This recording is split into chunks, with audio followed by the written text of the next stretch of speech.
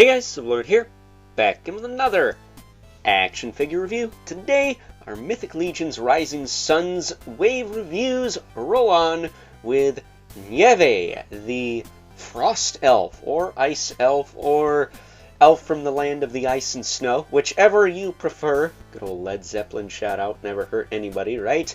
That said, this of course is brought to us by the fine folks over at Horsemen Studios, and I have to say, they did a fine job with this figure. I have not messed with a 1.0 female figure before.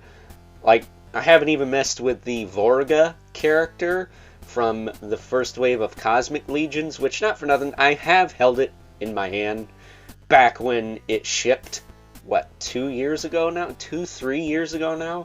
It's been a hot minute.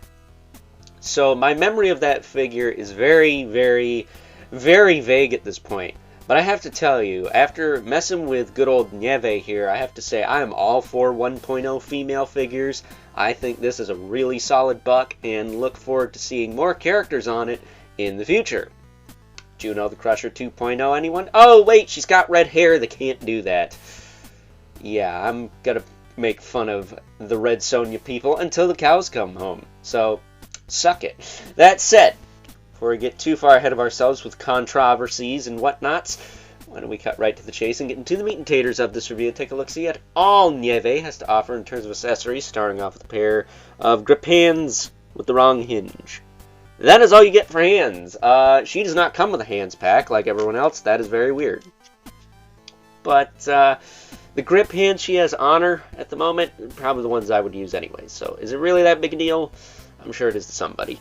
That said, we get this Templar Knight helmet with these kind of blade fins. These are nice. You could pop these out, of course. But I like to leave them in. Just 'cause. But it's a very cool helmet. I almost want to use this on somebody, but I don't know who. That said, we also get this little dangly bit for her belt. I'm not entirely sure what this is, but I like to hang it on the right side. We get this sword, which is a new sword sculpt. I kind of wish Atlas came with one of these. I don't know why he didn't, but it is what it is. We got this double-headed axe. This is a really nice weapon, too. I dig that a lot. Almost like a double-headed version of what Broter came with. And last but not least, the piece de resistance, or pieces. We have this shield with the arrows sticking out of it. Now, these arrows are all separate pieces you have to put in yourself. It is kind of tricky to find the holes, but once you get them in there, they stay for the most part. I have a couple that are loose, like this one, but, you know, if it really bothers you. If it really, really bothers you that they don't stay in here, there's this awesome stuff called super glue. You can buy it on this magical place called the internet. It will fix a lot of problems like that. But at any rate, I will probably take all these arrows out and put this shield aside once this review is over. So, taking a closer look at Neve. She is very, very thick. She is a curvy lady. That's for sure. Like, look at the size of those calcium cannons. Better yet, look at the size of that badonkadonk. Now, I don't condone gooning over action figures, but that's enough badonkadonk to make 3 Marvel Legends Psylocks. I'm just saying. But as far as her articulation goes, she does have the disc hinge in the neck, which works very, very well. She can rotate side to side. She can tilt. That's all fine and dandy. Her shoulder pads do move up. Not a ton because of the hair. That's the downside of having these luscious locks, or these luscious braids. They're more like braids. Now, as far as her arms go, you can move them up about that far. Probably move them up a little more, but that's as far as I'm willing to push it.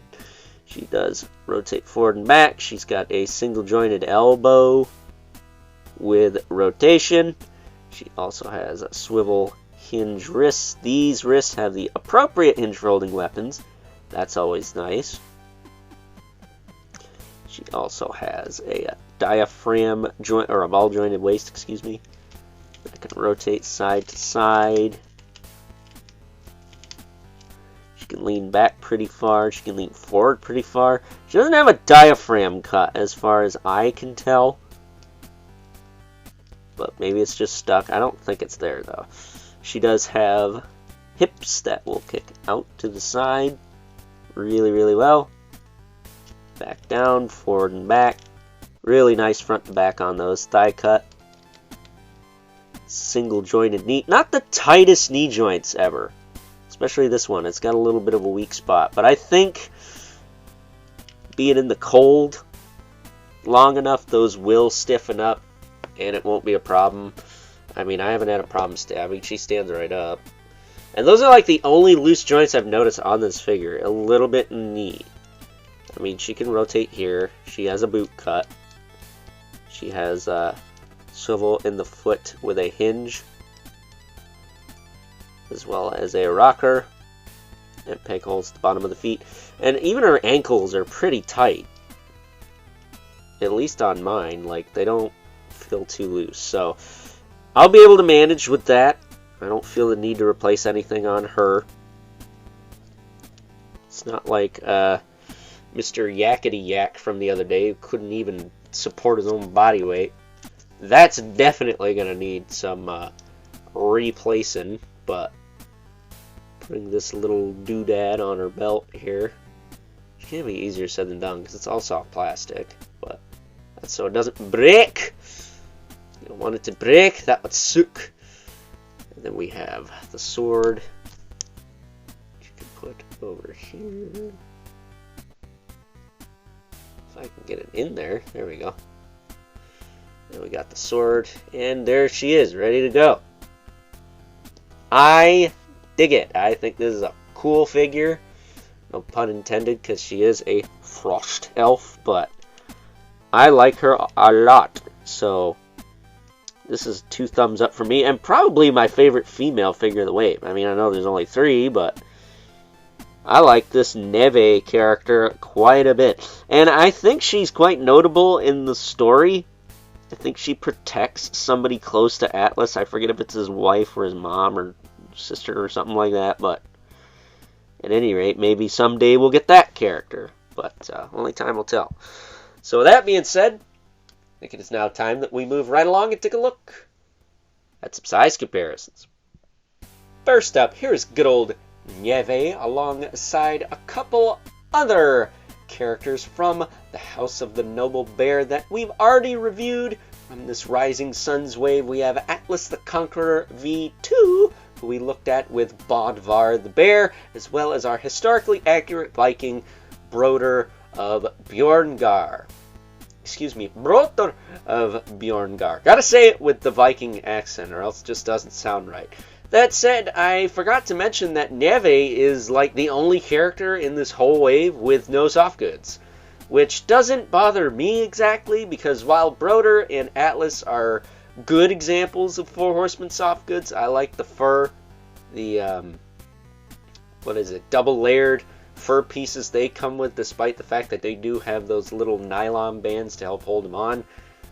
Some of the 4 Horsemen soft goods, like Manisha Cinderhorn's skirt, don't come out the best, and I sometimes have to get them replaced. So that's a bit of an issue, but with Neve, that's not a problem because she has no soft goods at all.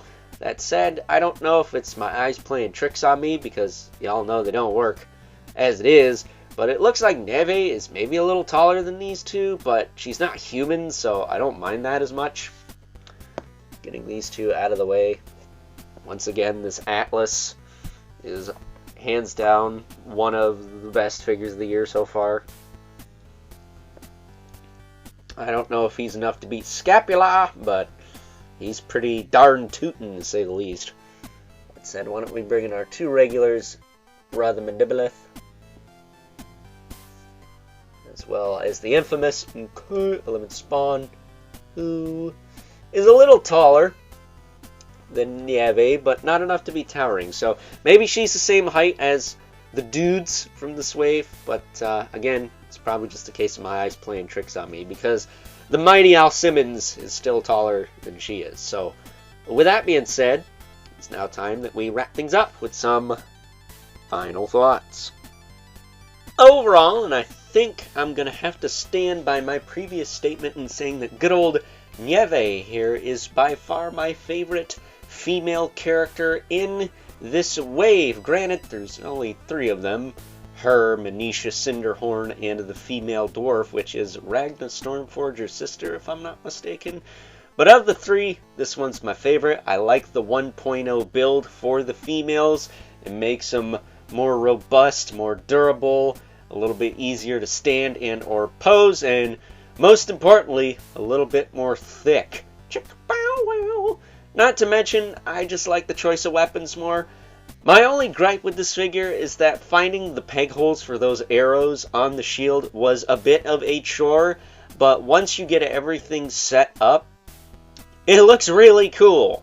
Just be careful when you're doing that so you don't snap the arrows. I didn't have problems doing it, but I know some of you guys out there have gorilla hands and like to manhandle your stuff. So, word to the wise, I guess. So, with that being said, hope you guys enjoyed this review. Until next time, I'll catch you guys later.